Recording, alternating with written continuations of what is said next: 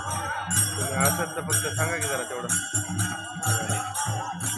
आमचे भाऊजी आलेले आहेत, क्रेटा आले, ओमप्रकाश पांडागळे म्हणून कोणतरी आहे, फक्त त्यांना सांगा तेवढं.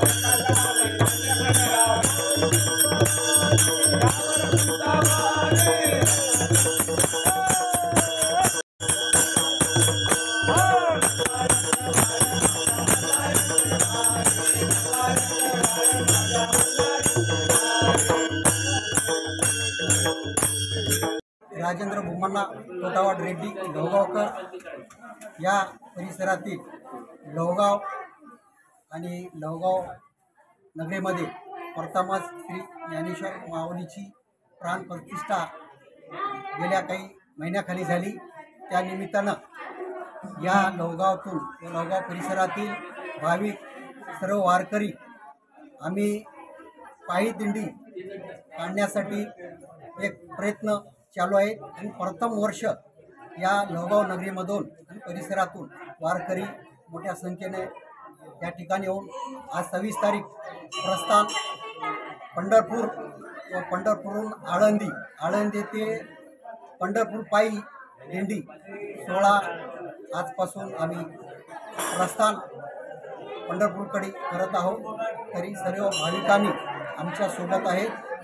तरी सर्व भाविकाचे आमच्या लवगाव नगरीमध्ये प्रथमच दिंडी चालू करण्याचे प्रयत्न चालू आहे. ओके, धन्यवाद.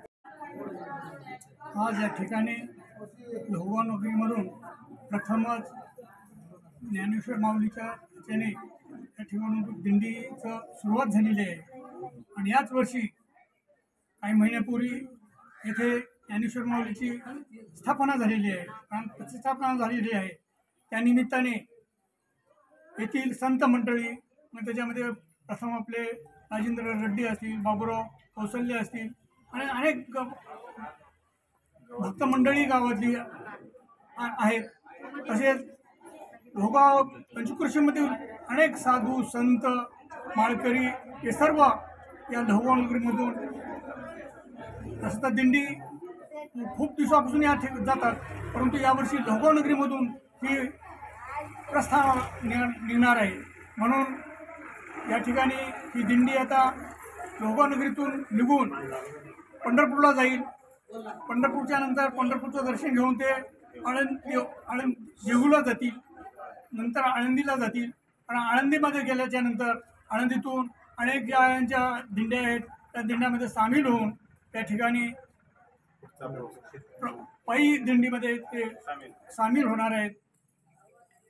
म्हणून मी या सर्व माझ्या वतीने या सर्व भक्तांना, वारकरी मंडळींना मी माझ्या वतीने शुभेच्छा देतो आणि ही दिंडी यशस्वीरित्या पार पडो हीच ईश्वरचरणी ज्ञानेश्वर माऊलीच्या चरणी प्रार्थना करतो आणि इथंच थांबतो. पंढरपूर ते आळंदी येथे आमच्या दिंडीचं प्रस्थान होत आहे. सतत आम्ही 7-8 वर्षापासून वारीला कंटिन्यू जाता, पण यावेळेस आमच्याच लोहगाव नगरीतून आम्ही वारी काढण्याचा प्रयत्न केला आणि ही वारी यशस्वीरित्या पार पडावं अशी ही पांडुरंगाचरणी प्रार्थना करता व आमच्या वाटचालीस सुरुवात करता.